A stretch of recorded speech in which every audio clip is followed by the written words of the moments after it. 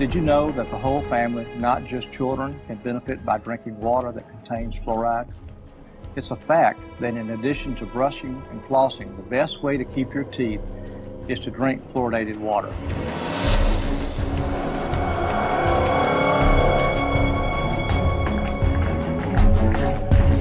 We consume it every day with the reassurance from our health authorities that it is doing us good. The truth is, fluoride is a poison, and adding it to our drinking water is an evolving social experiment started 40 years ago.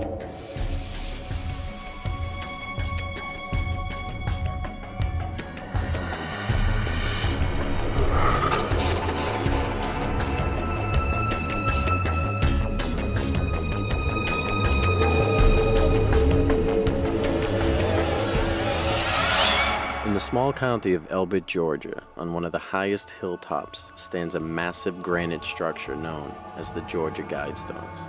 Perfectly aligned with celestial bodies, this American Stonehenge was erected sometime in the late 70s. The enormous structure stands almost 20 feet high, is made of 6 granite slabs weighing in at almost 250,000 pounds. The most astonishing detail of the monument is not its size, but the messages that are carved into it. Engraved in 8 modern and 4 ancient languages are 10 commandments for a new age of reason. The first directive is the most sinister and alarming to us all. Maintain humanity under 500 million in perpetual balance with nature. I have a question for you.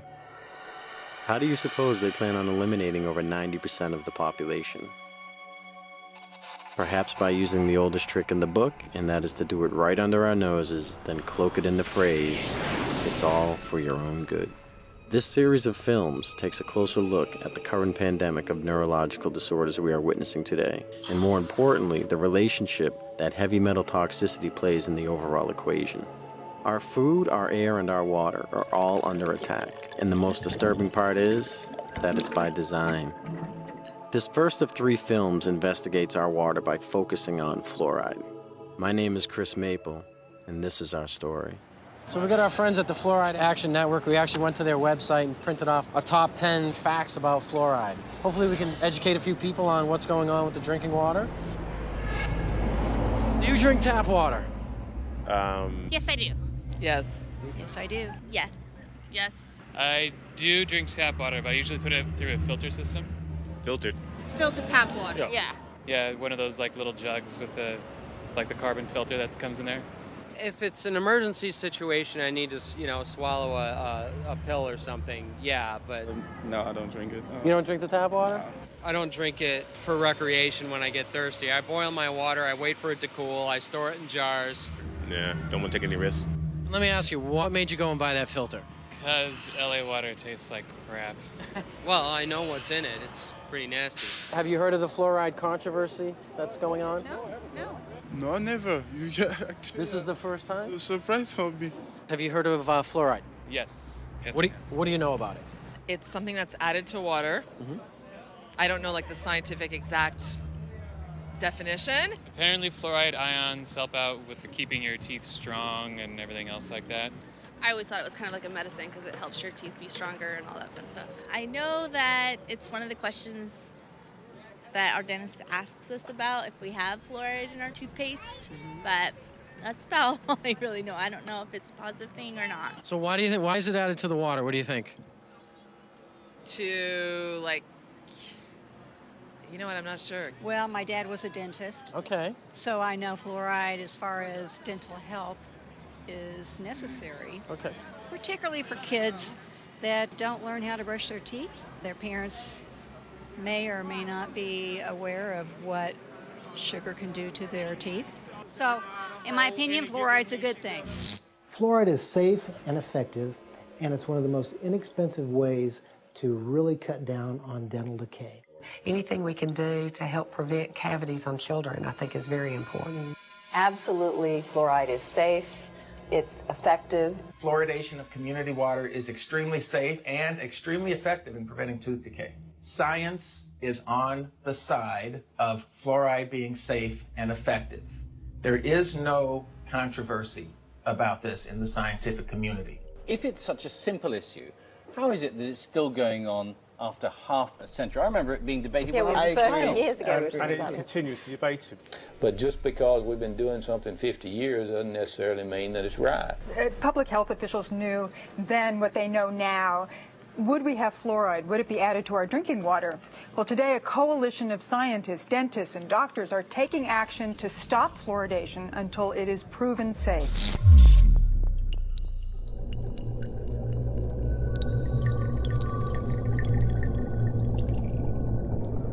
As I began my quest looking into the history of fluoride, I found what seemed to be a tangled web of information. While we agree that there are a number of different players in this game and paths to explore regarding the history on fluoride, for the sake of time, we will attempt to be as concise as possible. In the last part of the 18th century, a new kind of revolution was taking hold of the modern world.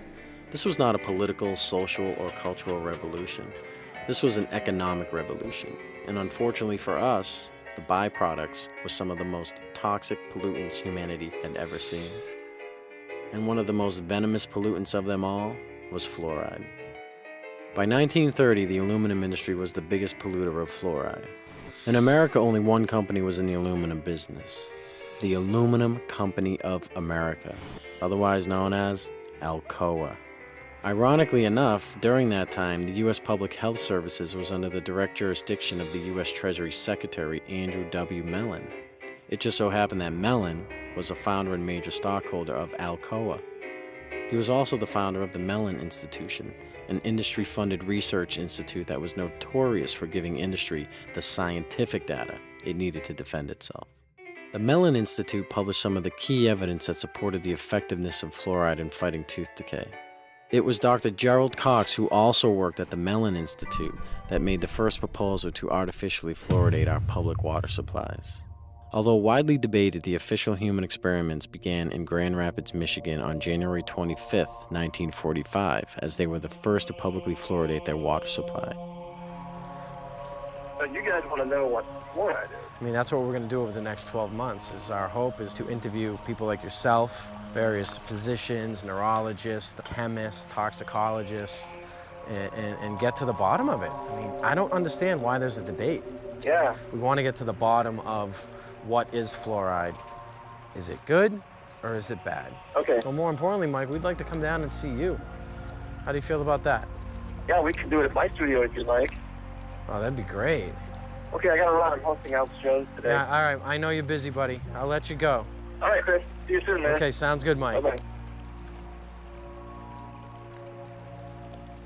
That's awesome.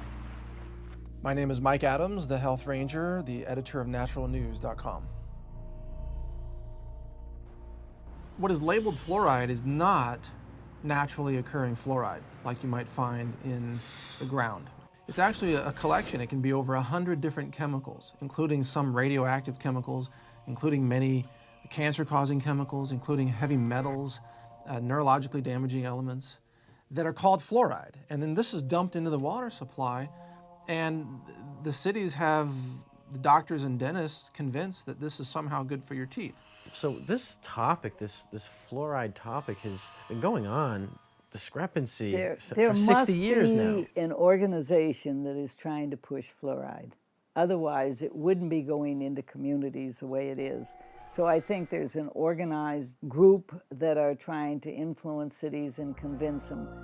2/3 of the water districts in this country fluoridate, but not San Diego. 80% of our 50 largest cities fluoridate, but not San Diego. Now that the water district is introducing fluoride, we have a unique opportunity to really make sure that this incredibly cost-effective public health advance gets to everyone in the city of San Diego, and I urge you to consider that. Since Grand Rapids began fluoridating in 1945, cities all over America have been slowly following suit. According to the CDC in 2010, over 73% of the public's water supplies are fluoridated. Presently, San Diego now finds itself in over a half-century-long fight to keep fluoride out of its water supply. That brings us to this man who has been on the front lines of this fluoride battle since the beginning. Well, my name is David Kennedy, DDS, because I'm a dentist. Graduated in 1971 from the University of Missouri at Kansas City. I have a degree in biochemistry and physiology from the University of Kansas and graduated from there in 1967. Dr. Kennedy, thanks so much for spending some time with us today and agreeing to meet with us at your house. You have a beautiful place here in sunny San Diego. Twice, San Diego voters have rejected it, 1954 and 1968. Now we're trying to put fluoride back into our water, and we're dead set against it. After years of debate, this water will have fluoride. San Diego has a long history of fighting fluoridation. It's the largest city in the country not to put the material in the water. There are people who think it's absolutely fantastic that we're doing this. Arian Collins is the city's water department spokesman. He says the city's desire to put fluoride in the water has nothing to do with improving dental health. It has to do with potential fines from the state. The city really doesn't take sides on the health issue itself. I mean, the city really has to abide by the state law. I mean, there's no question about it. We would receive major fines from the state if we did not comply. Now there's no turning back. There's no flavor or odor taste at all to the water that'll make any difference. It'll taste and smell just like the same as it does now. Odor's not Jeff Green's problem. It's not just the fluoride itself. He's already sued the city once over the issue. It's the fact that when you add something to the water to treat humans, unfortunately what they've done is they've skipped all the other processes they would usually look at when you're going to put something in the water. Green says fluoride puts more arsenic, lead, and other metals in the system. And he says it'll all end up in court again. So you're talking legal action, presumably? I'm certain that it'll probably have to be legal action. Fluoride will be in the entire water supply by the end of the month. John Langler, Fox 5 News. 50 plus years now, San Diego's been fighting this battle successfully. What just happened? The story, if you go back to the history in California for fluoridation, more than 110 times cities had rejected fluoridation in California. The City Council voted in 1952 to put hydrofluorosilicic acid in our water supply.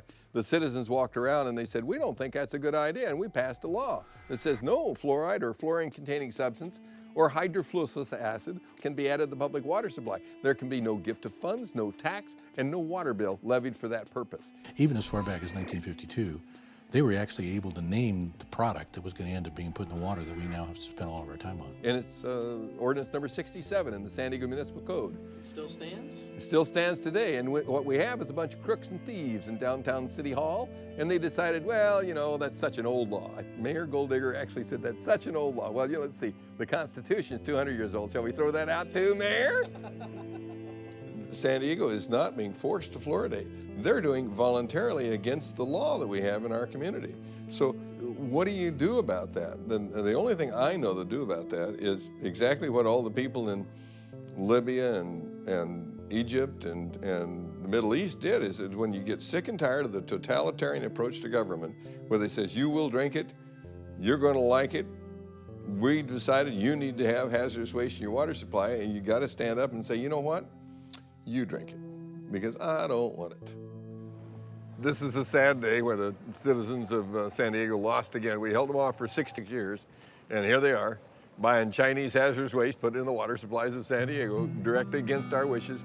If you catch the citizens asleep, you can take their rights away, and that's what they did. That's what it was. People just, you know, are not savvy enough to be able to figure out that the hazardous waste from China is not what's going to prevent tooth decay. Eating right and taking care of your teeth is what prevents tooth decay. This is about your rights. This is a civil right. Are we going to put stuff in the water that harms children? We shouldn't. Well, we did. Well, hello there. Hey, Chris, how you doing? How are you? Good to see you. Good seeing you, too. Nice to meet you. Thanks for inviting us out here in such a short notice. Oh, you bet. You bet, and I'm glad the weather showed up nicely. So you ready to talk about some fluoride or what? You bet I'm ready. As we know, it's a pretty important topic. It sure is, but a misunderstood topic by most people. Yeah, you're right. And hopefully we're here today to, to gather a little more clarity around the issue, and I'm hoping maybe you might be able to help us with it. Okay. When they first started using fluoride, they used sodium fluoride. And sodium fluoride that we were able to get from the aluminum industry. Well, the fluoride that is being put in the water now, not back in 1940, 1950, that was sodium fluoride. Now it's a mineral. It's coming from the phosphate fertilizer industry. It's a byproduct that is a very toxic waste. It's basically fluoride bound to silica, okay? And it's called fluorosilicic acid when it's put in. Extremely toxic. Fluoride is really a clever way for industry, the mining industry, chemical processing industries, aluminum smelting and processing industries, to eliminate their toxic industrial waste without having to pay for it to be handled as industrial waste. They just slap a new label on it, fluoride. They sell it to cities, and the cities dump it into the water supply. The water in Amesbury is supposed to have fluoride in it, but Rob Damaris has been concerned for years about what's in the supply he gets from China. The residue you see here is what won't dissolve when he puts the fluoride powder in the water. What is that? We don't know. You have no idea what's in there. I don't know what it is. It's not soluble, and it doesn't appear to be sodium fluoride, so we're not quite sure what it is. They should test it to make sure that what they're putting in is safe for us to drink. For almost a year, these fluoride pumps in Amesbury have been off, and the water department says they'll stay off until they can figure out what's in the fluoride. Since 2007, most of the sodium fluoride has also been imported from China because it's the least expensive on the market. I don't think that when it comes to something that I ingest every day, the lowest bidder is good enough. I'd like to be able to add it in, worry-free. But despite those concerns, we want to be clear. Both state and federal health officials tell Team 5 Investigates Chinese fluoride is safe. So who do you think we should talk to next? I mean, you know anybody that... Coming to town is Paul Connett. He's an excellent professor of chemistry. All the chemistry professors in the world think this stuff is bad because, it burns holes in the countertop and stuff like that. So Paul would be a really good guy for you to talk to. My name is Paul Connett. I am a retired professor of chemistry. I taught at St. Lawrence University from 1983 and retired in May of 2006. And my speciality was environmental chemistry and toxicology. Most people in America are persuaded that everybody fluoridates their water. And if you're living in a town like Albany or Long Island or Ithaca or somewhere, but the vast majority of the population in the world does not drink fluoridated water. Most of the countries do not fluoridate their water, only about 30. The countries now that have banned the use of fluoride, China, Austria, Belgium, Finland, Germany, Denmark, Norway, Sweden, the Netherlands, Hungary, and Japan. All these countries have said that fluoride, number one, is ineffective and toxic and should not be used. We are still using it. There's something wrong here. I think it's time that we become aware and do something about it. How come our country that's supposed to be, quote, so smart, uses it? Well, there's something going on here. What does the European Union know that we don't know? Nothing. Nothing. They know the same thing, that's why, but the difference is they're not getting paid off and we are, and so therefore, this is the only thing I can come up with, because they both have the same facts. They both have the same facts. Fluoride is toxic. Fluoride is not helping your teeth. If it was really helping your teeth, why do we have all these dental problems? It's not at all. How come you can go to primitive societies around the world that never had even seen fluoride, and they have perfect teeth? Why are we having all these learning disorders? How come we're having autism? We're having all these things we never had before. Well, why don't we ask that question and answer it honestly? Answer it honestly. 98% of Europe does not fluoridate. Only 8 countries in the world have more than 50% of their population drinking water. America, Australia, New Zealand, Ireland, Israel, Singapore, Malaysia, and Colombia. Only 8. I am from Europe, so I'm really surprised. Yeah. It's 90% fluoride free. Yeah, you never knew that either? Okay. Well, they don't really tell a lot of people that statistic. In America here, we are 75% and growing, whereas all the other countries have been banning it. There's 2 main reasons why European countries explain why they never went along with this American practice. One was they didn't feel it was right to force it on people that didn't want it. And secondly, they didn't think that all the health issues had been resolved. I think Europeans have come to their senses on several issues, not all of them, but on many, GMOs being one of them and fluoride being another. They've rejected these things because they're looking at the evidence. America tends to be way behind the curve on really recognizing reality in the realm of fraudulent hoax science. our CDC and the liars in Washington, D.C. have only had success in countries that speak English for the vast majority of the disposal of their hazardous waste product. That means that you and I and our children in the United States are the largest consumers of hydrofluosilicic acid. Call it what it is. Hydrofluosilicic acid, what is that? Hydro's water, fluo, fluoride, silicic, sand, and it's missing an electron. It's acidic. It'll kill you. You take your hand, dip it in like that, you're gonna die. Hydrofluosilicic acid does not occur in nature. It's a man-made molecule. And it eats through concrete, glass, stainless steel, fiberglass, plastic. You name it, it'll eat it. So why are we putting that in the water? It's toxic, it'll kill you. You touch it, it kills you. Just before they pour it into our drinking water, there's a skull and bones right on the side of the packaging. You need to wear a hazmat suit. First tonight, hazmat crews from all across our area responded to a chemical leak this afternoon in Rock Island. The chemical was so strong that it was burning through the concrete there. News 8's Christy Mergenthal has the latest. It was just before 1 o'clock Thursday afternoon when hazmat crews were called to the Rock Island water treatment plant for a chemical spill coming from this tanker truck. The chemical hydrofluorosilicic acid is used to add fluoride to the plant's water. After several hours, crews were able to clean up the leak, allowing operations to return to normal. They had to cordon off the area, obviously, but as far as the treatment of the water and the amount of water being used by the public, there's no effect on that at all. That's how they transport it. It's extremely aggressive. It'll eat through almost anything, including concrete. It'll eat through glass, steel, titanium, bricks, anything. It's crazy. Basically, is a hazardous waste byproduct of the manufacture of phosphate fertilizer.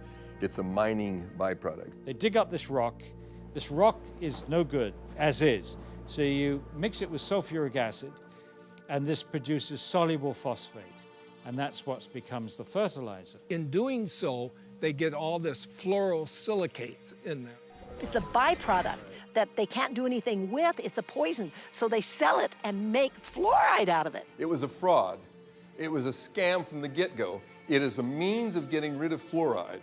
You allow industry to use your water supply to dispose of their hazardous waste. It's a disposal mechanism. It's a major industrial waste pollutant. They were trying to dump it into the rivers that were going out into the ocean in Florida, and boy, they stopped that. They said, you're polluting, you're killing the fish, and which they were. For 100 years, they decimated the local vegetation, crippled the cattle, damaged the citrus groves in Florida. It was costing them a fortune to handle this as a very serious industrial waste. And then eventually... Oh, I have an idea. Let's put it in the water supply and we'll get them to take it off our hands. We don't have to pay to get rid of a toxic waste. And now they're making millions of dollars on what is. If you read it, it'll say what was. Well, I don't care what was. It still is an industrial waste product that is being added as our fluoridating agent. And so they're helping Cargill get rid of their hazardous waste problems. Cargill is the largest privately owned corporation in the world. They were also the largest producer of hydrofluosilicic acid. Cargill at one time had like 90% of the market. When the hurricanes went through Florida, they knocked out the holding pond, so there was a shortage of hydrofluosilicic acid. And so they reached out to the rest of the world, and now we get it from Mexico and Japan and China, because none of those countries allow fluoride in the water supply. They don't put it in at all. So it obviously is piling up in those countries. I don't think we need to be helping other countries out with their disposal of fluorosilicic acid. Fluoridation is the worst recycling practice in the world. So I support recycling. But to take the hazardous waste from the phosphate fertilizer industry, which cannot be dumped into the sea by international law and cannot be used locally because it's too concentrated, and to take that product and put it into our public drinking water is sheer lunacy. It's bizarre. I mean, George Orwell, Kafka could have written this play. It's lunacy. There are 250,000 tons dumped annually in the water supply. Does that sound like a big figure to you? If you had 1 ton and were worth over $1 million, you'd be a poor person by the time you got rid of that ton. It's extremely expensive to get rid of. Come on, let's think for a moment. Maybe we should be adding cyanide. How about adding cyanide to the water supply? Because now they got all this cyanide somewhere. Now, what are we going to do with it? It's costing us millions to get rid of it. Oh, just add it to the drinking water, and we'll pay you to add it. That's basically what they're doing with this fluorosilicate. It's almost like if a company could just dump its toxic waste into the river, and they say, well, we're just going to dump the byproducts of uranium refining and enrichment down the river. And we're going to say radiation is good for fish because it makes them brighter. You know, they could sell that on TV. They could get on Fox News and CNN. They could tell the whole country, oh, the fish need to be brighter so they can eat at night. Otherwise, they might starve. So we need to save the fish, which means we need to dump more radiation into the rivers. And that's why this corporation that's enriching the plutonium, let's say, or the uranium, is a good corporation that's helping to save the fish. Now, I guarantee you, 9 out of 10 people would buy that, even though I just totally made that up and it makes no sense whatsoever. It's complete nonsense. Hydrofluorosilicic acid has no known benefit in human or any physiological system. It's not even useful in any mammal. So adding that to the public water supply for an alleged benefit is a fraud, and it's a crime against the citizens of this country, and it's cumulative over a lifetime. It is a very noxious poison, and you do not have to take my word for it. If you've got a Webster's dictionary, open it up.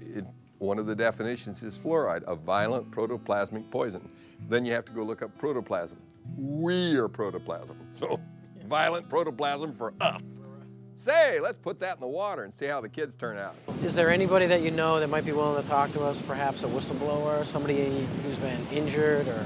Yeah, you know, there's a guy who wrote a book, Toxic Torts, the tell-all book about the phosphate fertilizer industry, Gary Pittman.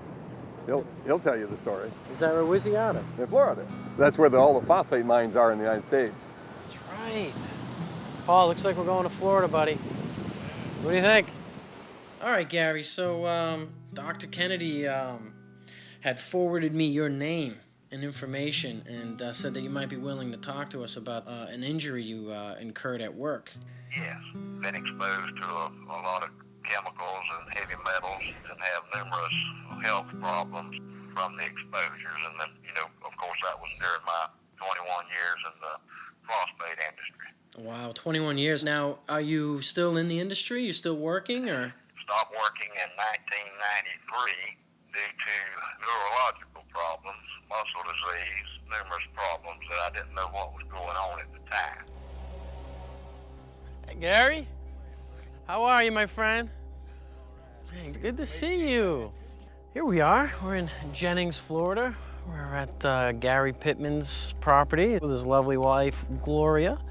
Been so kind to open up their house to us and let us come in and pick his brain a little bit about phosphate fluorides. So, Gary, what made you write this book? I wanted to leave a history behind on what happened to me and some of the co-workers here in this county. And it kind of gives the inside look at a phosphate plant, mainly the chemical plant where phosphoric acid is made. Former employees of Occidental Chemical Corporation have filed a lawsuit against the company. They say they have life-threatening diseases because the company did not follow safety procedures. Paige, they have diseases like leukemia, emphysema, and toxic brain syndrome. For years, doctors struggled to diagnose them, but finally they found a common link. It was the phosphate plant they all worked for. Gary Pittman started working for Occidental's phosphate plant when he was 18 years old. By 39, he was unable to work. Today, he can barely walk upstairs, suffering from emphysema, chronic bronchitis, heart disorders, liver dysfunction, and a long list of other problems. The diagnosis, toxic brain syndrome. It seemed like everyone over there kept a cold, like flu-like symptoms. We'd always refer to it as a type of chemical pneumonia. Gary and several other former employees are suing Occidental for failing to provide adequate safety education and gear. We asked our supervisor a lot of times if there would need to hang off of the car float and it hurt a human. And they would say that the human body wouldn't be able to get rid of that kind of stuff. One woman's husband died of bone cancer before his battle could make it to court. They messed up my life. They messed up everybody's life, and they're continuing to mess up other people's lives. They need to come in and realize and admit to what they are doing. Going into this employment, were you, aware of all the hazards? Or? No, not if I tell you, I'd have chosen another career. I was a pretty smart boy at the time, and I wasn't smart enough, I don't reckon. But see, back in those days, there were no computers. Right. You had no knowledge base like we got today. It was word of mouth. You going to work out there, man, they pay good money. What do they do out there? They make fertilizer. Well, we was farm boys. We handled fertilizer every day. Yeah. Well, Chris, what I wanted to do is I did not want to die without at least trying to warn people and tell people, if I could have read a book like the one I wrote before I went to work out there, I wouldn't have went to work out there. Right. Because it would have educated me and said, when I want to work there, this guy's sitting there with cancer, or this guy's over here with leukemia. To me, I think I'd have chosen another path. What would I say to myself if I was 18 again and looking for employment? Well, number one, what I would say to myself is money is not everything. You can't buy your health back once you lose it. If I'd have had the information that I have now, I would have evaluated this whole situation. If the company would have told me about the hazards and what I was going to be exposed to and what it could cause, and they knew. In 1972, when I went to work, the phosphate industry had been going on a long time in Central Florida. They knew the hazards, and they knew what happened to workers working there long term. And so did my company, but I don't think they tell them today. Still, huh? I just don't believe they do. Now, they claim they tell them about the hazards, but I don't believe they do, because if they did, they wouldn't have any workers. All we were required to wear in the laboratory, that's where I started, was safety glasses. Let me see that old jacket. You see where It just ate right through that, huh? You can just be walking out on a pipe rack and sulfuric acid drip down on your back. I mean, it's gonna burn you. It's gonna burn right through your clothes. No hazmat suits, huh? Just a little jacket. If I knew it had been that dangerous and know what I know today, I wouldn't never went to work out there to begin with. Let me ask you this: What are your thoughts on taking us over to the company that you work at? Well, that might be a little difficult. Wouldn't want to get caught out there or anything. They have security guards pretty much patrolling that area, but yeah, we could go out. I could show it to you. How close you think we can get? Well, you can't see what's on the inside from the ground. You have to get a view from the air. And there's some satellite images of all the phosphate mining in Florida. And they have got some great images of the devastation this strip mining causes. Yeah, we could go out. I could show it to you. Up here on the right, we're going to have the administration offices. They used to be in the chemical plant, and they moved them. They used to eat the pantyhose off the women's legs. Wow. It says, I worked at the above-named company, Occidental Chemical Company, White Springs, Florida, in 1968 and part of 1969. Our accounting department was located in the admin building, which at that time was located at the chemical plant. Many mornings when we employees would get out of our vehicles, women, these were secretaries and such, our pantyhose would dissolve off of our legs. It was explained to us that it was a chemical fallout, not to worry. Our boss would see that each of us girls would get $1 to get us another pair of pantyhose. So there's three things you can see from the space station, and that's the Great Pyramids of Egypt, the phosphogypsum stacks of Florida, and the Great Wall of China. And that's how large they are. They have them in South Florida and Central Florida that are 400 acres big. It's a huge operation. They dig cubic tons of rock a day. What is with the water up there? The pond water is water they use for the process, and it's recycled. The water's used over and over, and it gets stronger and stronger and more contaminated. how do they contain it? Just by building a dam like that? Dam around it, and that's what I was fixing to tell you. There's no liner under that stack. It's right on top of the ground, and it is leaching. Sure it is. Into the groundwater. Yeah, I read somewhere about a sinkhole that took place. The reason the sinkhole developed is because the acidic water eating away the limestone. And once the limestone gives way, you're in the groundwater. Wow. Because in Florida, when you drill a well, you have to go through the limestone to get to the action. Sure. When that 84 million gallons fell through in there, it contaminated all this water around. It had to have. And like I said, you know, it's just a matter of time before, you know, you have a sinkhole like that. It's just a weak point. Wherever there's a weak point in a cavity in the limestone is where the bottom falls. Eventually going to happen. Yeah, in all of them. In all of them. In addition to this recycled toxic water up there in those ponds. Those ponds, you call them. In addition to that, they're taking fresh water too, right? Of course, they use a lot of fresh water because, see, this is the main thing that they don't want you to know. Is what they call the water balance. It just makes them nervous if you start talking about the water balance. What do they add back when they need water if it's leaching? Right. It's going away. So they have to add some fresh water. I see. To keep the process going. Right. The phosphate industry uses more fresh water than any other industry in the state of Florida. You know, and sometimes they have to release water out of those toxic ponds. Where do they put it? They put it in the creeks and it runs into the Swanee River. Now what they do to it is lime it to bring the pH up so it don't kill the fish immediately. The Swanee River, they claim, is a pristine waterway. But if you ask the Fish and Game Water Commission in Florida, they'll tell you not to eat over one fish out of that river a month. Wow. Because of lead and mercury and chromium and cadmium. They won't tell you that, but that's why. Yeah, that's why. This is just a lot of the documentation I've reached through the years. What really caught my eye was, like we had talked about earlier, the 1972 through 1979 misrepresenting environmental data. And they charged them $575,000 for emitting 10 times the amount of fluoride allowed below. And I was working there when that was going on, and the fumes were just unbelievable. It pit the glass on your windshields, make them so foggy it would etch the glass. Just having your car parked out there while you're at work. I mean, back in the 60s, you know, I mean, even earlier, they realized that those fumes were very toxic. Very toxic. The phosphate company pretty much polices themselves.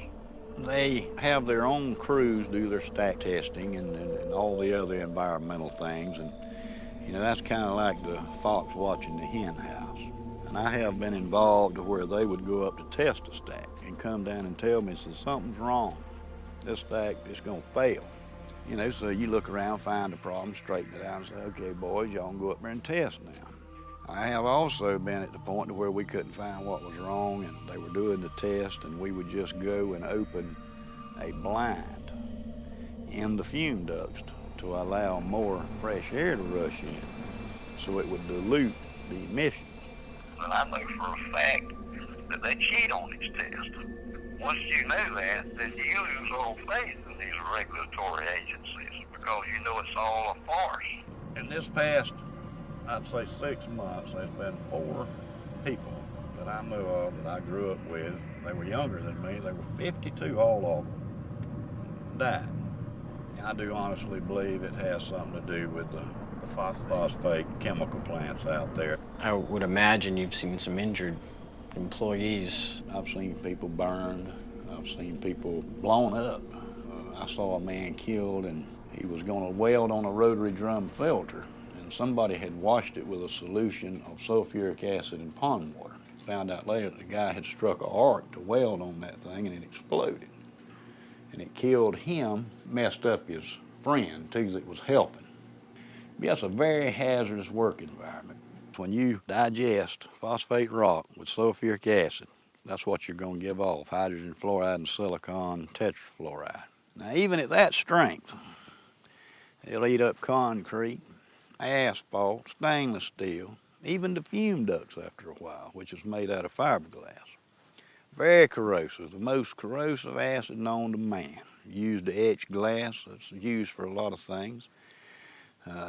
One of the things it's used for is to fluoridate drinking water. Who in the world would want to drink water with this stuff in it?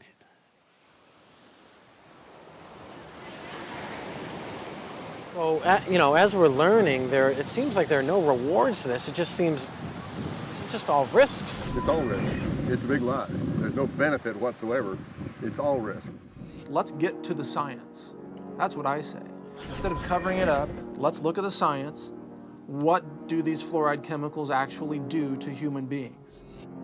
There's all kinds of research out there showing it really disturbs the functioning of the body in a number of ways. Inactivates 62 enzymes, increases the aging process, increases the incidence of cancers and tumors up to 17%, disrupts the immune system, causes genetic damage, interrupts RNA and DNA, repair enzymes activity, increases arthritis, and is a system poison. These are all validated by scientific data. We have in America today all of the symptoms of hypothyroidism, obesity, heart disease, neurological impairment.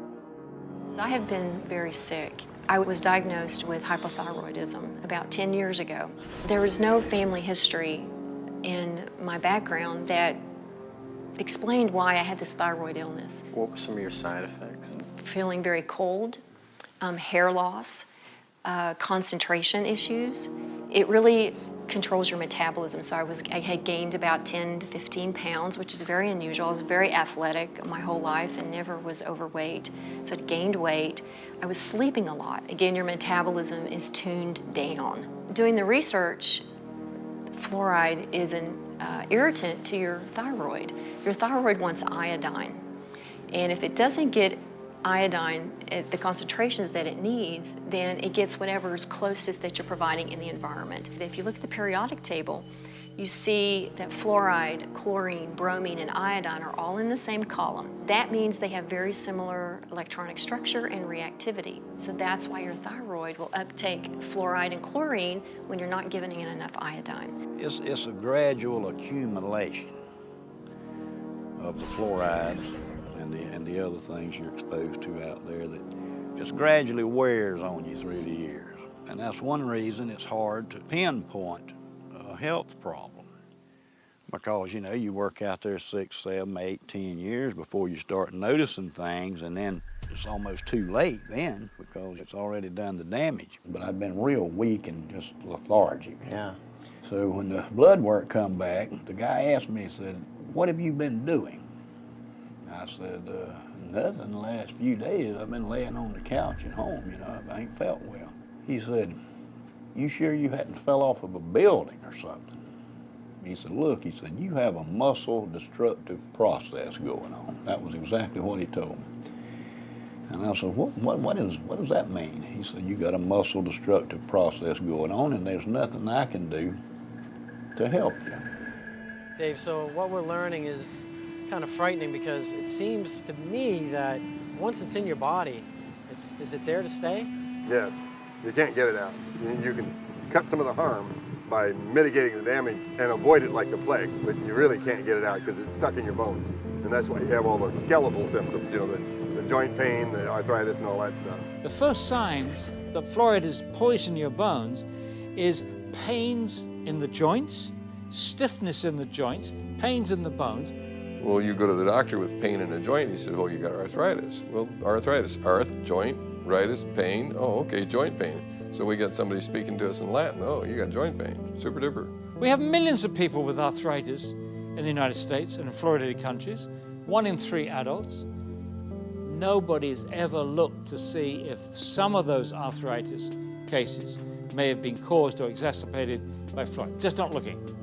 Are bones with more fluoride stronger or less strong? And the answer is less strong. And they got studies where they tried to give them a dose of fluoride, sodium fluoride, to cause an increase in bone mass. It did, but it weakened the bone itself. So those are case-controlled studies. That's the gold standard in medicine. So we have case-controlled studies showing that if you give people fluoride It accumulates in their bones and it causes the bones to become white, opaque, increases the bone density, decreases the bone tensile strength. And they actually took bone that was removed from people for the purpose of replacing a joint or a hip, put it in a little device here where you put a weight on there and snap it, and they showed that the more fluoride in the bone, the quicker it snaps. If you ever wonder, how come everybody has hip replacements, knee replacements? I mean, you can go on and on.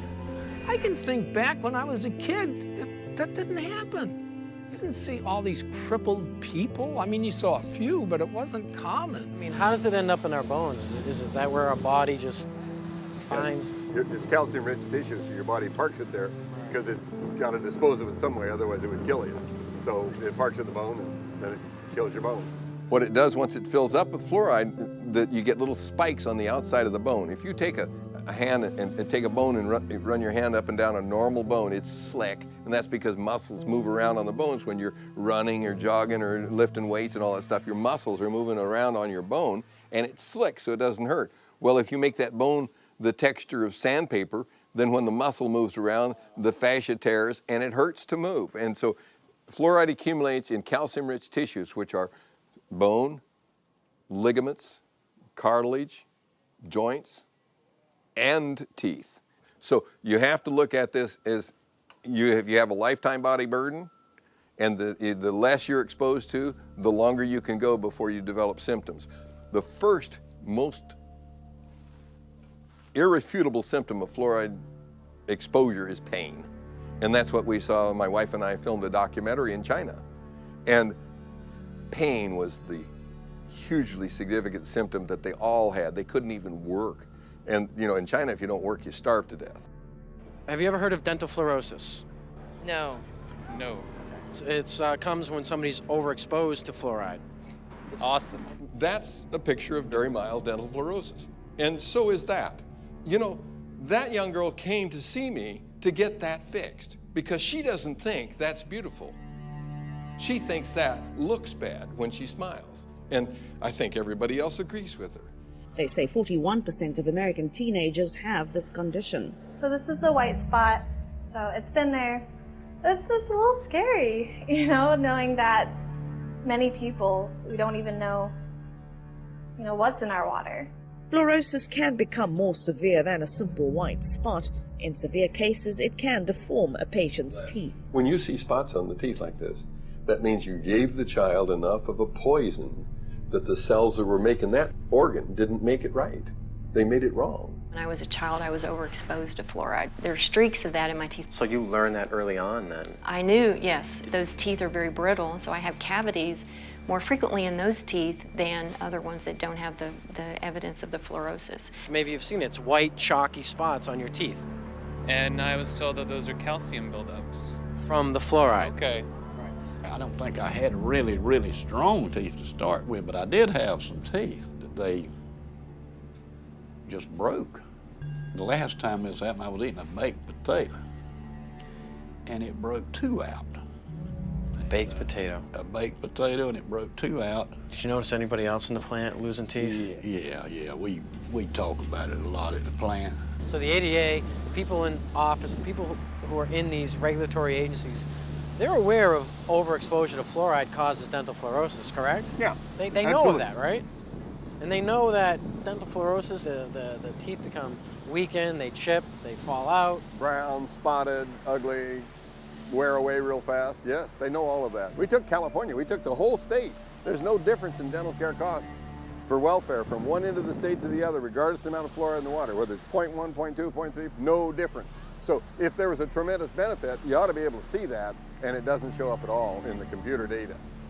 So that's why they won't debate you.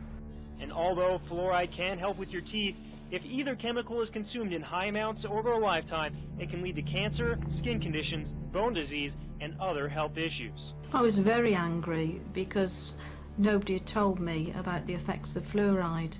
If I'd have known what fluoride would do to the teeth, I would never ever have let her have fluoride toothpaste. There is a recent lawsuit in Maryland, it's a federal lawsuit, a woman who believed the medical establishment at the time when her daughter was an infant. She gave her daughter 90% of her diet, intake of water was this fluoridated baby water. And so the daughter grew up with severe fluorosis, and to get that corrected, dental restoration is about $100,000, and they can't bear that burden. So they are suing Nestle and Gerber. So putting it in a baby bottle when the child doesn't have any visible teeth, there's no way on God's green earth that can have anything except a negative impact on that child. But they sell it in the grocery store as baby's first water. I've seen that for years. How do we educate women to not buy this for their babies? And this is why we wanted the warning for infants, because they're the most at risk. They drink their weight in water within 2 or 3 days. If you and I did that, we'd be drinking 22 liters a day. I mean, it just goes back to the whole, these regulatory agencies that are supposed to, be kind of looking out for our best interests, and as you know, they're not. I say they have a duty to warn. They have a duty to warn you. Not one manufacturer of formula says, by the way, don't use the tap water. Women, Infant, and Children, WIC program. We contacted them. They refused to tell mothers not to use the tap water. And you know what she said? It would damage the fluoridation program. Fluoride is safe and effective, and it's one of the most inexpensive ways to really cut down on dental decay. Fluoride is safe and effective. Fluoride is safe and effective. Well, there's a study from 20 years ago showing infant mortality was higher in fluoridated communities. Is that why? I don't know. Why didn't they do a follow-up study? I think that would be interesting to know. Children have died, you know. There's been a case of a child who swallowed this. The dentist left the room. The parents didn't know. The kid swallowed it, had to be rushed to hospital. They couldn't save him. He died. So yeah, it's very toxic substance. There's no question about that. Is that the kind of stuff that a responsible parent would be putting in their child's hand?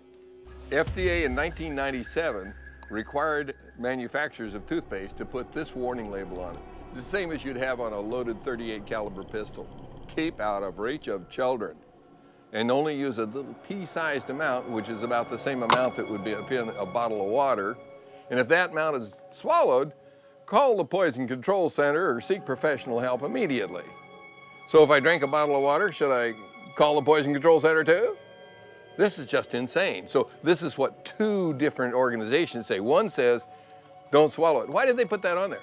They put that on there because there were 10,000 calls a year to the Poison Control Centers from children made ill by swallowed toothpaste. 10,000 calls, and you know for every call there's 5 that didn't call.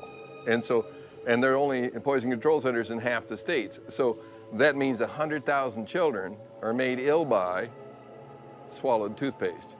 It's insane to put a deadly poison in a child's hand and say, go brush and be sure and spit out, Johnny. Fluoride has been a slow process of introduction into the dental profession, where it's commonplace for us to consider fluoride as the thing to do to help decay. Well, we now know, statistics have shown us, that fluoride is not working. It's very toxic to you and can cause everything from cancer to depression. So, yeah, it's a serious issue. Fluoride is obviously not for everyone. We've now found out that fluoride can harm babies.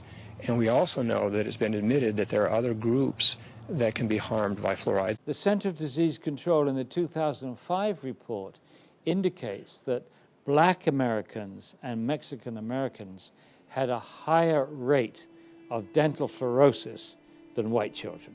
There's a gene that African Americans have too. And so their intestine is grabbing the lead with both hands, and then the Hispanic kids just have one, so they're just grabbing the lead with one hand. The Caucasian kids don't have either one. So the lowest level of lead's actually in the Caucasian kids, and then Hispanics up 400%, and the African Americans 600% when you put silicofluoride in the water, and that's because they have a genetic predisposition. Everybody's dose is different. That's what's critical here. Your dose, my dose, and African Americans' dose, Hispanic, we all have genetic differences, and that process window may be this big, but you know what? They've decided that everybody gets the same, and that's where the problems happen. There's no single dose that is good for everybody. Which makes water fluoridation with hydrofluorosilicic acid a crime against humanity. And it's time for them to stop. What it does, it causes minorities, especially lactose intolerant minorities, to suck up lead like a sponge and end up with learning disorders and be imprisoned for violent crimes. That's Fluoride Gate. So if you want to Google Fluoride Gate, you will come across the black ministers of America decrying the addition of hydrofluorosilicic acid to the public water supplies because it is a racist policy that causes disproportionate harm. It causes disproportionate harm to babies because they're little people and they drink a lot of water.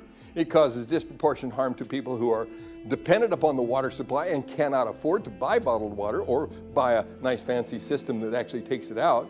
The president of the Coalition of African American Pastors has said, why wasn't the black community told that blacks are disproportionately impacted by harm from fluorides and fluoridated water? Nobody told me until I learned about this a year ago. It's very expensive for the ordinary family to avoid fluoride once it's in the water, and that is the nub of Fluoride Gate. That is the nub of why these civil rights people in Atlanta are speaking out, because they recognize that families of low income are unable to avoid this if they wanted to. You can see that when you graph it by race, that there is a lot more injury to the minorities. 14% for the Caucasians, 21% for the African Americans. Mexican Americans are 16% have very mild dental fluorosis. Very mild is 25% of the second most damaged tooth. This is insane. The worst damaged tooth, we don't even count that. If it's just one tooth, throw that data out. If it's two teeth that are damaged, it's the lesser of the two evils. When you go to the next one, you see mild, which is 50% of the second most damaged tooth. Caucasians again at 4, African Americans at 8, Mexican Americans at 5. This is less than 50% of the second most damaged tooth. They call that mild. And then we go to moderate. And this is where the entire surface of the tooth is a chalky white. The National Academy of Sciences identified this as a health effect. Severe is where parts of the teeth are missing. There's a substantial percentage of the children in the United States in fluoridated communities that have severe dental fluorosis, partly from the fluoride tablets, which shouldn't be on the market, partly from swallowed toothpaste, partly from eating things like Cheerios that are 10 parts per million fluoride, partly from drinking the water. How much do they say is safe, and of course, is it? The EPA has listed 4 parts per million as being safe. They said, oh, 4 parts per million is perfectly safe for everybody. Well, one's not even safe for the baby, and they just lowered it down to 0.7. Well, they're headed in the right direction, but not fast enough. When they get it down to 0, I'm going to be okay with that. But otherwise, you know, it's not safe. The federal government today recommended lowering the levels of fluoride in your tap water because of growing cases of spotting on the teeth of American children. The recommended reduction is 0.7 parts per million. 0.7 is not going to solve the problem because you can do the math on a baby. 0.7 is going to poison the baby. Not quite as fast as 1 did, but 0.7 is still going to poison the baby because the dose exceeds the dose that's known to cause harm. And you know what the next dirty trick they're trying to do? They're raising the EPA's estimate of the dose that causes harm. I'm sorry, didn't we just figure out that there's a bunch of children with funny looking spotted teeth and we needed to lower their exposure and you're going to raise it? It was explained to me by people in the Netherlands, particularly Dr. Hans Muhlenberg. He said, you know, in the Netherlands, we know what it's like as a country to lose your freedom, to live in a totalitarian society, which was run by the Nazis because the Nazis overran Netherlands. And so we know what it's like. You are meant to have the right to informed consent to medication. What we're doing in a fluoridated community is we're doing to everyone what a doctor can do to no one. A doctor says to you, he says, look, this glass of water is going to do wonderful things for you. It's going to cure your ingrowing toenails. It's going to make you less bald. It's going to do X, Y, and Z. Drink it. And you say, no, I don't want to drink it. You must drink it. You've got to drink it. I'm your doctor. I'm telling you, you've got to drink it. If he or she tried to do that to you, he or she could lose their license. You've got to tell the patient what the drug is good for. You've got to tell them what it's bad for, the side effects. And then they, in theory, make up their minds. This has been ripped away from us. Water fluoridation is the dispensing of a drug. This is not chlorine. This is not any number of the other chemicals that are used to treat the water. Fluoride is being put in specifically to alter you physically, to make a physical change in you. Fluoride is a drug, is a medicine. The majority of our prescription drugs, the primary ingredient is fluoride. Fluoride is a drug. Oh, I didn't know that. No idea. Well, anytime you see the letters FLUO, you're talking fluoride. Fen-phen, the diet drug that ruined hearts, well, that was a fluorinated diet drug. Prozac is fluoxetine. It's a fluorinated psychoactive. Matter of fact, almost all your psychoactive drugs are fluorinated drugs. They put it in there both as a carrier and an accelerator of the effect. The actual active ingredient in Prozac is fluoride. Prozac is made almost entirely from fluoride molecules. It is, like SSRI drugs are similar molecularly to some of the elements in fluoride. Remember the school shootings in Columbine, Colorado? They were on SSRI drugs. Those drugs make your mind think that you're not living in the real world, that you're actually just sort of experiencing a false reality. And I think fluoride has much the same effect. Knowing this, that it is a drug, do you think it's safe to allow the population to be drugged at any dose? Doesn't matter how big or small you are. Doesn't matter if you're sick, healthy, or elderly. No. There is absolutely no drug on the market that's given in a one-dose-fits-all situation. We don't put other things in the water to try to keep everybody's blood pressure down or everybody's stroke risk down. And there's no reason why we should be trying a one-size-fits-all approach for this either. Once you put a medicine in the drinking water, you can't control the dose because you can't control how much water people drink. You can't control who gets it. It goes to everybody. If you ask a pharmacist if there's any drug in his store that was safe enough to give to everyone, young people, old people, sick people, people with poor nutrition, give it to them in any dose, they'd laugh at you. It's ridiculous. There's no way you can give out a medicine without being able to control the dose. And one dose cannot fit all, and you can't give a medicine to everybody. You are forcing it on people who don't want it. There are people in this audience who've spent far more time researching this issue, including David, myself, and many other people in this audience, and they've stated categorically to the mayor, to the city councillors, we do not want you to force this medicine on us. We have the right to informed consent to medication. That's a very important right. This is a violation. It's being violated every day in this country to over 200 million people. There needs to be informed consent. We have that with all other medications. When we go to the doctor, he or she gives us the information of what the side effects are going to be. With fluoride, there is no informed consent. There is no safe dose for this one-size-fits-all medication that they're doing to us. Now, all of those issues are important, but the one that really concerns me is the impact of fluoride on the brain. I'm a photographer from Los Angeles, and I'm here with these cameras today, and because I feel personally driven to do something about this. Once I started looking into it personally and realizing the impact it was having on our children, I decided to do something about it. But my question to you, to the panel, is if the EPA, from what we understand, has found evidence, and they've stated this, that fluoride is a neurotoxin, neurologically, what really is it doing to us? Could you enlighten us on that a little bit? A study panel for the EPA, you're absolutely right, listed fluoride as amongst 109 chemicals for which there was significant evidence of neurological effects. It has definite impact on the neurons, which is the nerve parts of your brain. You don't just grow those back. It's not like, well, I cut myself, so now I'm renewing my cell. It doesn't happen to the neurons. There are so many ways that fluoride could be damaging the brain. We know this from animal studies.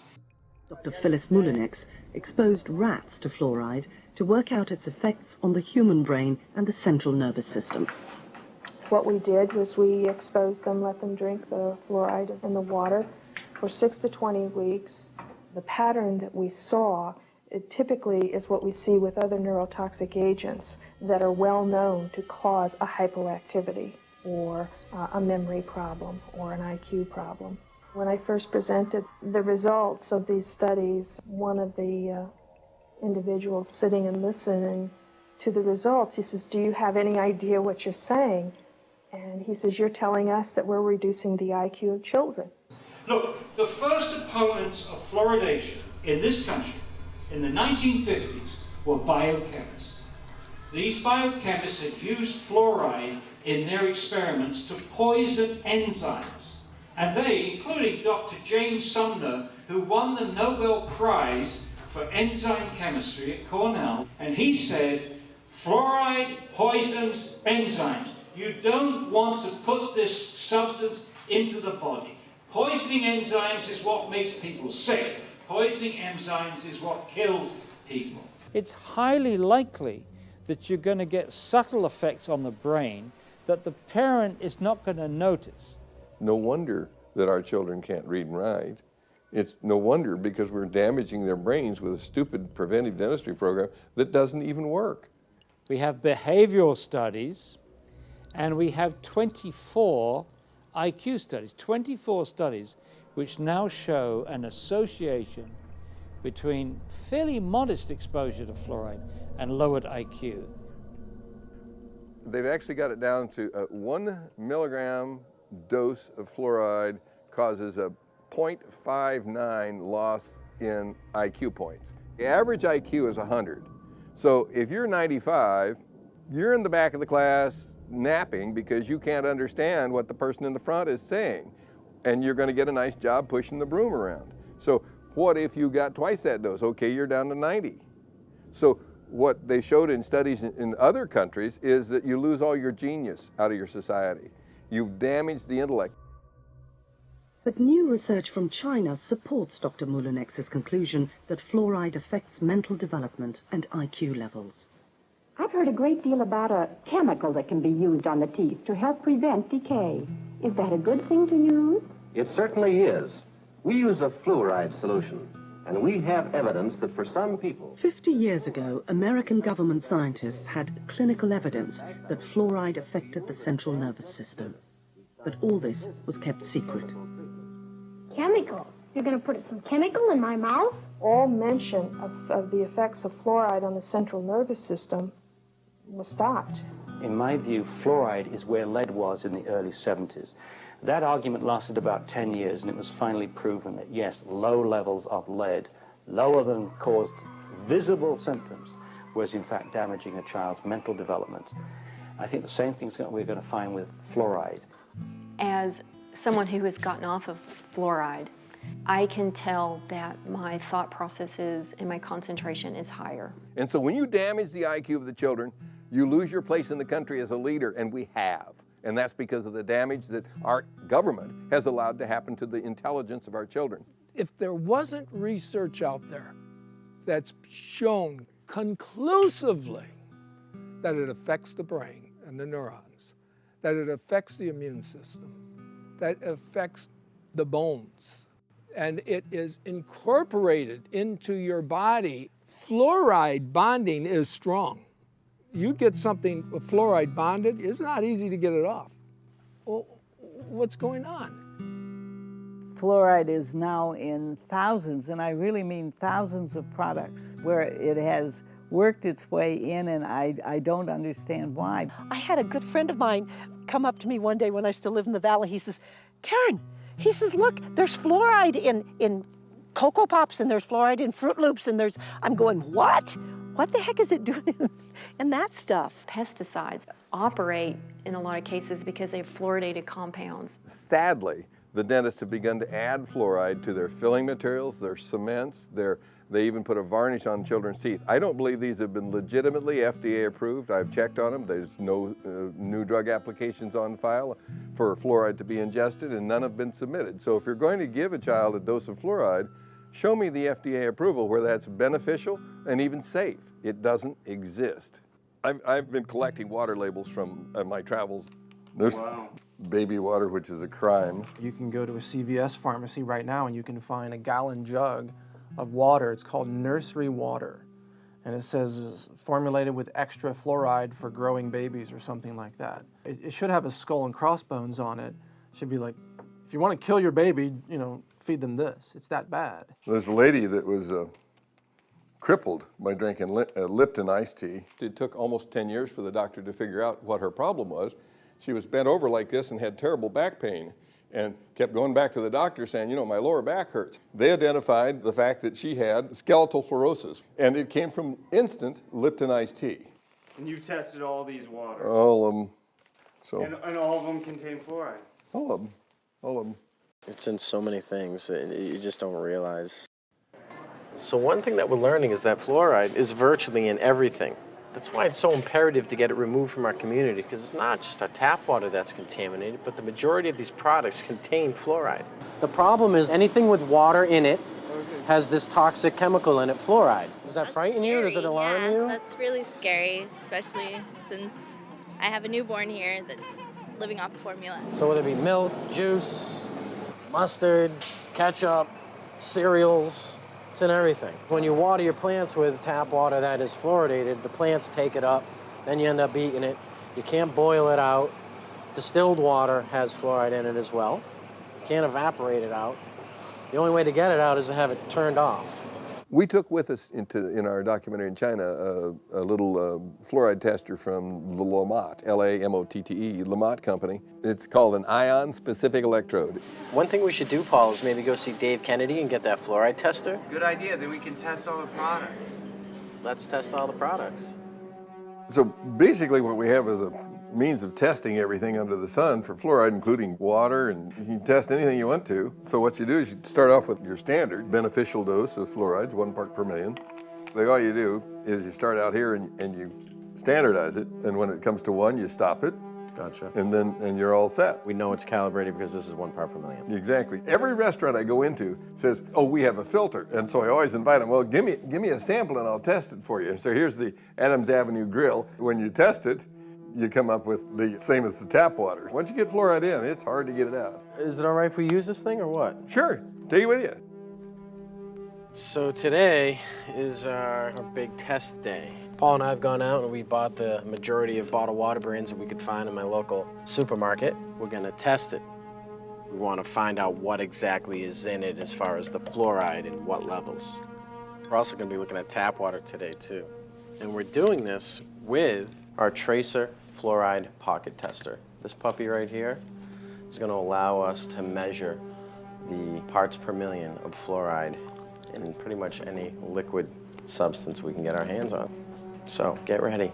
It should be interesting. We'll start with my tap water. These tablets assist the electrode in the tester to pick up the fluoride traces. All right. This is the fluoride added baby water, nursery water since 1948, right around the time we started testing with water fluoridation. So what really blows me away about this is why would you need to add fluoride to water that already has fluoride in it? But I guess if it's in a bottle of water with a nice little pretty label of Elmo, it's okay to be drinking and ingesting. It's just, what blows me away is where's the poison control number? It should be on every bottle.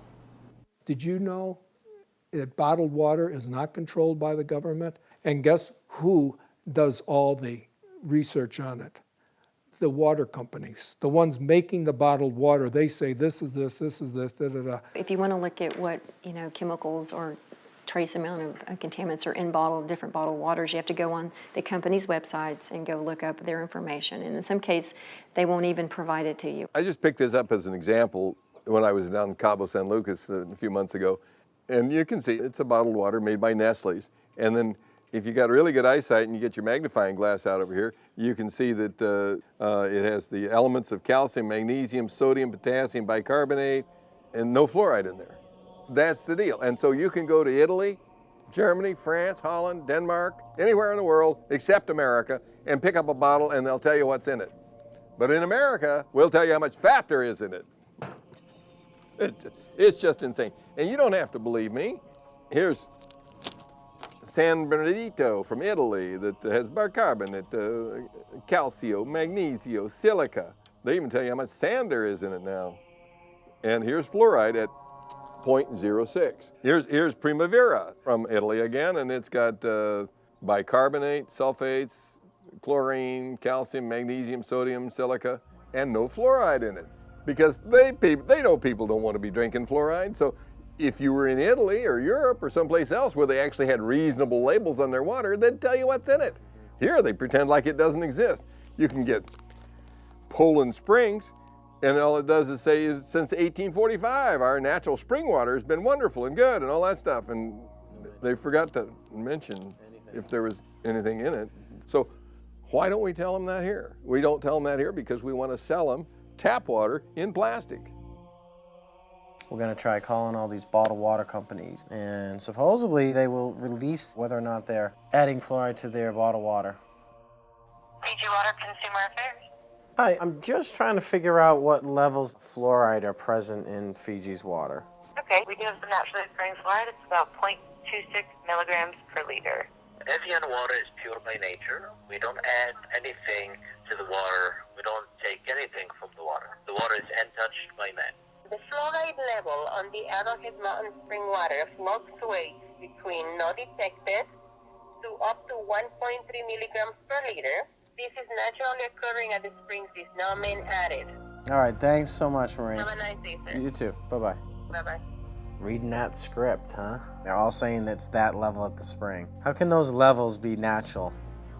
One thing that people really don't understand is, their argument might be, well, I don't drink tap water, or I don't drink any of these brands, or I only drink distilled water. Well, do you cook with it? Because if you're cooking with tap, it's getting right into your food. Do you drink orange juice? Or milk? Or Gatorade? How about Coca-Cola? Anything. You gotta realize the water in all these products is just as contaminated. So you can't get away from it. Even if it's organic orange juice, the water is treated with fluoride, and there are gonna be trace levels present. So there is no getting away from it. And the only way of getting away is to have it removed.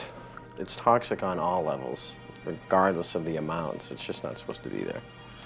We get enough fluoride from our dental products, whether it's brushing our teeth with fluoridated toothpaste or using a mouth rinse with fluoride.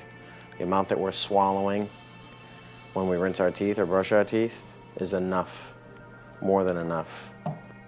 When you find out all the facts and the evidence that fluoride it is not good for you, you must find a way to follow through with your lifestyle. And I say to everybody watching this DVD and this documentary, the water is a right of every human being, and no government has the right to tell us what should we drink and when and how.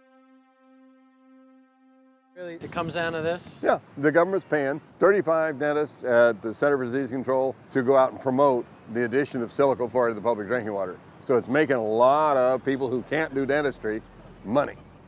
Where money and power are is a magnet to criminals. And so Washington, D.C. becomes a vortex of evil. And I'll tell you, when you're controlled by a few people, which is the government, who controls the government? Money. Big money. And if they're about money, then we have a conflict of interest. We want our children to grow up healthy and strong, and they want to make profits. There are solutions out there. There are answers to this. There's a ways to get around and possibly clean up your system. What can we do? There are some simple things that individuals can do. You can buy a household RO filter, reverse osmosis, that removes most fluoride but not all. You can use countertop filters and sink filters. Many of them have carbon block elements and other media inside that can collect many of the harmful elements that are packaged along with fluoride. It's called the Berkey filter. It's a 2 parts component. You fill it up with water. There are 2 carbon active filters. They're really powerful. They clean every type of metals, every type of chemicals, and also most of the bacteria. I can put water from any type of swamp, put it here, and be drinkable. In my house, we've done away with plastic packaging as well, and if you look close enough, you'll notice these 5-gallon jugs are all glass. These water vendors are virtually everywhere, and the best part about this option is that I can get 25 gallons of the cleanest water I can find for $5. And for those of us that can't afford a reverse osmosis system for our house, it's a good start. Remember, it's all about limiting your exposure. But the big problem is You can get the best water in the world to drink and cook with, but what are you going to do about your shower? In fact, I would even say don't shower in tap water. That's so toxic that, look, where I live now, I'm drinking and showering in either rainwater or well water. If we have the ability financially to purchase these filters and these purification systems, it is the most important investment you could make for your family. You really need to invest in yourself, in your food, in what you're drinking, and more than you are your clothes or your electronics or your car. It is the priority. When you accumulate all these chemicals in your body, you have to do something to get rid of it. The antidote to fluoride poisoning is calcium, magnesium, vitamin C, selenium, and iodine. And you can get rid of it with perspiration, which is saunas. You can get rid of it by drinking more water and having it go out in your urine. The right diet can bind to those elements and help clear them out. I'm not drinking any more water with fluoride. I'm not eating foods with fluoride. I'm not cooking my pasta rice soups with that fluoridated water. So I completely took it out of my diet. Certain superfoods like chlorella and herbs like cilantro also bind to heavy metals like mercury and help them pass through your body so that they don't get absorbed into your tissues. You know what we should do? Stop buying fluoride toothpaste. Stop buying it. You know, if people started buying the non-fluoridated, guess what they would do? They would start coming out with the non-fluoridated. For example, I buy my toothpaste at Trader Joe, and there is a natural brand, completely natural, for less than what I would pay for the regular garbage. Every product you buy has got a 1-800 consumer number on the side. Flip it over, call them, tell them, I won't buy this unless you sell something that doesn't have fluoride. I'm not buying your product anymore. Or, I mean, for anything. Where do we start? Politically, physically? There are two strategies for really getting fluoride out of the water supply. One is that you can have the citizens, protest, go to the city council meetings, rise up against the chemical tyrants, and demand clean water. Just demand clean water, that's it. And if more people would do something like this, instead of just turning a blind eye, that's what's wrong with our country. People see wrongdoing, but they just pass it by, let somebody else take care of it. So I imagine you're kind of going to be the Lone Ranger standing up and saying, I don't want my water medicated anymore. We should be calling our congressmen and trying to say, hey, What are you doing out there? What are you doing around the well? That's our water. I should have to choose if I want fluoride in my water. Why am I demanded that I have to have fluoride in my water? If enough people will contact their legislators, contact them either through phone calls, through snail mail. I mean, if they get enough of that on a particular issue, by golly, they do set up and take notice. Go there and bitch, because that's your public servant, okay? Last time I checked, they work for you. You got to get a lot of people angry enough that they'll go out and stand in the rain and tell the city council that they're not going to get reelected if they don't do what we tell them. They're not going to keep their seat if they continue to poison our water. If you follow the democratic process, then this issue has already been solved. Unite and let's make it happen, because I was thinking about it today, and I'll just wrap with this, but I was thinking about it today because I knew you were coming over, and I just sat there and I literally just prayed to God. I said, God, I don't know there's got to be a way. Open up a way that we can help this nation and the world get its health back, and let health be the #1 priority, and profits the next, not profits over health. And let's let people get the truth. This is all about us taking our world back. It's the time to scream louder, to be bolder, and to show them that we cannot be afraid. It's time that the people stand up, the silent majority, for their health. Get it out of your community, and then you can drink the water at home, you can drink the water in your office, you can drink the water in the restaurants and in friends' houses, and so you don't have to worry anymore. All right, folks, so here we are. We're right back where we started in San Diego, right in front of City Hall. Let's recap the whole fluoride thing, shall we? Fluoride is not regulated by the FDA, the CDC, or the EPA. All these regulatory agencies seem to have washed their hands of it.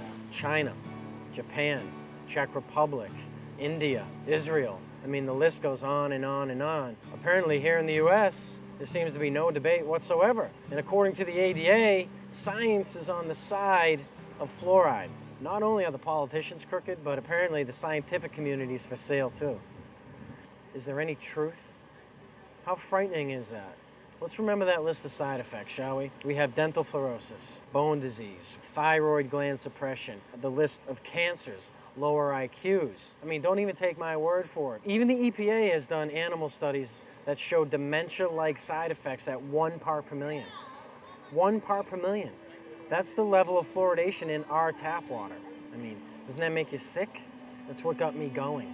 Once I started realizing what's happening to the children, I mean, I couldn't sit still, and I don't know how everybody can just sit back and let this happen. Just please, I beg of you to just look into it. And once you're armed with this knowledge, you'll be able to maybe make the educated decisions to protect yourself and, more importantly, your loved ones. Because isn't that what this is all about? If these regulatory agencies aren't going to do it, then it's up to you. I just want to thank you from the bottom of my heart. You're such a sweet, sweet soul. Again, Charlie, thank you so much for letting us come by here today. Well, I would just like to say, great speech, man.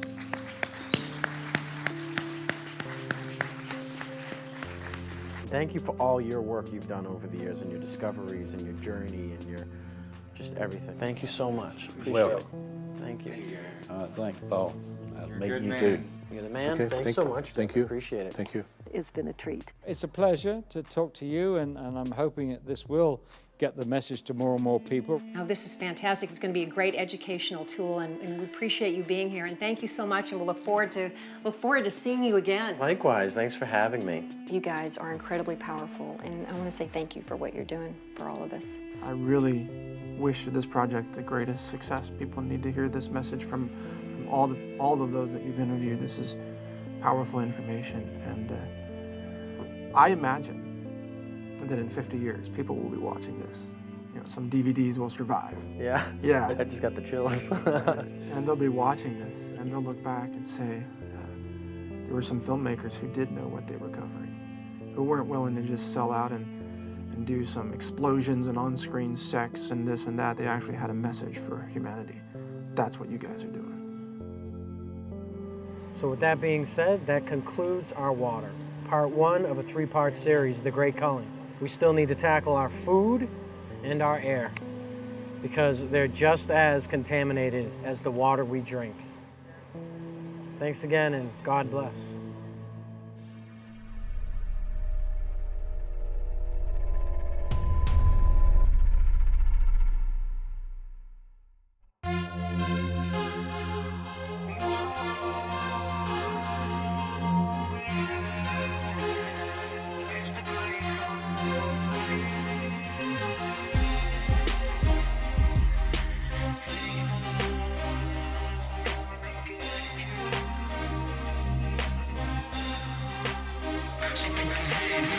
Whoever thought this would happen in a lifetime? The tyranny, depopulation of our own kind. And now they're spraying poisons in our skies. The chemtrails and barium and fluoride. The system's here to keep the population sick at all times. Especially the ones with no insurance, they gon' die. While the rest of the souls and their minds will survive. Not knowing it's the great calling and we all gon' die. We sheep will like to obey and believe all the lies. Like when FEMA tell you that they're here to keep you alive. Just ask the people of New Orleans who believe all the lies. How FEMA took them to a dome where the elderly died. Cause there was no food or water, even medical supply. I think the city of New Orleans was a blood sacrifice. I wonder if they use fire shooting waves in the sky. They're trying to depopulate, 90% must die. It's the great call, it's the great call. Shooting, it's the great call, it's the great call. Fight or die, it's the great call, it's the great call. Shooting, it's the great call, it's the great call. Yeah, fight or die. physical, it's spiritual. Illuminati want your mind and soul. Conspiracy? No, not me. Research yourself and you'll see. Think hard, they pulled the card, got your uncle stuck on crack. Oh, big rims on cheap cars, got you thinking that you ballin', dog. Couple babies full of nightmares, all Planned Parenthood trying to cut your balls. McDonald's on the minute getting cancer, dog. But I bet you didn't know that at all. Fake alien attack course started all to put that mark on all of y'all. Like in the Holocaust, go murder y'all. So what you choose, fight or fall. It's the great call. It's the great call. Shit.